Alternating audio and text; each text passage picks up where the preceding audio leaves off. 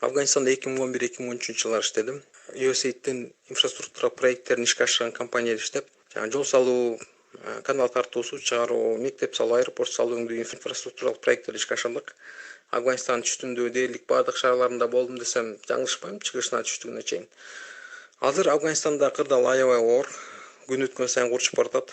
Бул борбордук бийликке каршы курчуп, ал эми талиптер болсо күн өткөн сайын под контролуна өзүнө контролундагы территорияларды көбөйтүп, жаңы шаарларын басып алып, баягы күн өткөн сайын күчтөнүп баратат.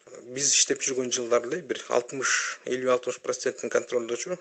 Бул кандай болот эле? Бул Афганистан шаарларында борбордук бийликтин мыйзамы иштечү, конституция иштечү, анткени бул шаарларда милиция болот эле, армия болот эле, НАТОдун базалары болот эле. Ошон үчүн баягы талиптер бул шаарларга убактылуу бир сокку уруп, бирок артка чегинип кетип, ушундай кылып турушчу. Бирок бул шаарларды ала алышчу эмес да. Ал эми шаардын сыртына чыкканда эле баягы талип зона деп койчу, талиптердин зонасы башталчу. Элдер болсо мыйзам менен эмес, по понятиям жашап, керек болсо Кабул менен Кандагардын ортосунда чоң трасса бар. Ошол трассада да талиптер өзлөрүнүн шлагбаумдарын коюп коюп, ошол жерден өткөн машиналарды өзлөрүнүн понятиясы менен, түшүнүгү менен тосуп, ошол жерден бензовоздордун отметкасын алып, ушундай кылып турат эле да. Эми ситуация Афганистанда курчой берет, күн өткөн сайын талиптер уже күчтөнүп калды. НАТО болсо базаларын жаап атат. Азыр бир канча эле базасы калды, 3000 солдаты калды.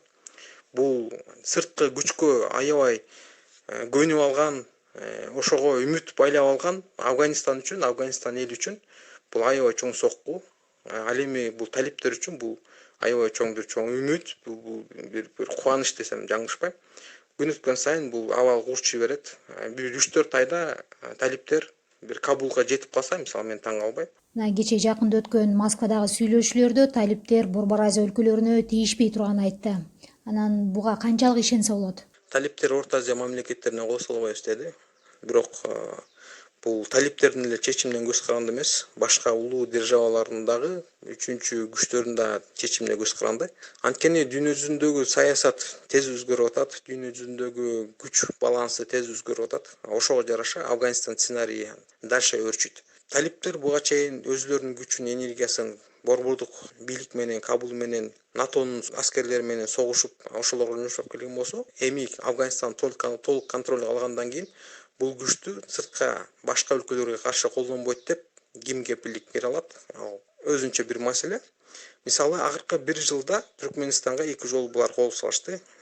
Керек болсо кээ бир райондорун басып алып, чек арачыларын өлтүрүп, ушундай бир иш-чараларга барышты да. Мындан ары Тажикстан, Өзбекстан, Түркменистан чек аралары тынчыбайт десем жаңылышпайм. Дайыма мындай ок атышуулар, мындай проблемалар бат-баттан болуп турат болуш керек. Экинчиден, Афганистанга талиптерден тышкары Аль-Каида уюмунун жихадисттери келди. Акыркы 3-4 жылда аябай көп ыргытылды Афганистандын түндүгүнө. Азыр көп отурукташты. Анан буларды ким алып келип атат жана кайсы максатта алып келип атат? Бул өзүнчө бир чоң бир маселе. Өзүнчө бир чоң бир проблема десем да болот. Булардын аркасында турган үчүнчү күчтөр, булардын максат баягы Орто Азия мамлекеттери эмес. Бул Орто Азия мамлекеттери аркылуу Россия, Кытай жана Иран болуп эсептелинет. Орто Азия мамлекеттерине баягы бул Афганистанда болуп аткан хаосту, бул опухолду Орто Азия мамлекеттерине жайып, андан ары анан баягы максат Кытай, Россия жана Иранга жаюу бир максат көздөп атышат да.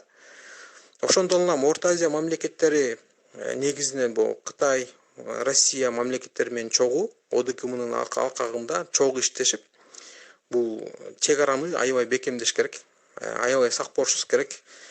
Булар ар кандай террористтик акттарга барышы мүмкүн. Баягы Баткен окуясы 99-жылкы болгондо ошондой бир иш-чараларга барышы мүмкүн. Ар кандай нерселерди уюштурушу мүмкүн да. Ошондон улам Орто Азия өлкөлөрүнүн спецслужбалары өз ара жакшы иштеши керек. Маалымат алмашуу, бири-бирине жардам берүү, мындан ары мындай тез болуп, ынтымактуу иштеши керек да. Кыргызстан коопсуздук жаатында жакын күндөрү эмнеге даярданышы керек деп ойлойсуз? Кудайга шүгүр, Кыргызстан менен Афганистандын ортосунда буфердик зона бар, Тажикстан. Бизге түздөн түз бир проблема жаратпаса керек. Жалгыз гана жанагы жокерлер, партизандар бир кирип, баягы Тажикстанда беспредел көбүрөөк да, баягы мыйзамсыздык көбүрөөк, баягы контроль азыраак дегендейчи. Ошондон баягы Тажикстандан өтүп биз жакка баягы тоолордон Баткен тарапка ушундай өтүш мүмкүн, бир риск бар. Бирок аларга даяр турушубуз керек. Атайын кызматтарыбыз тыкыр иштеп, ошолорго каршы иш-аракеттерди, иш-чараларды өткөрөт.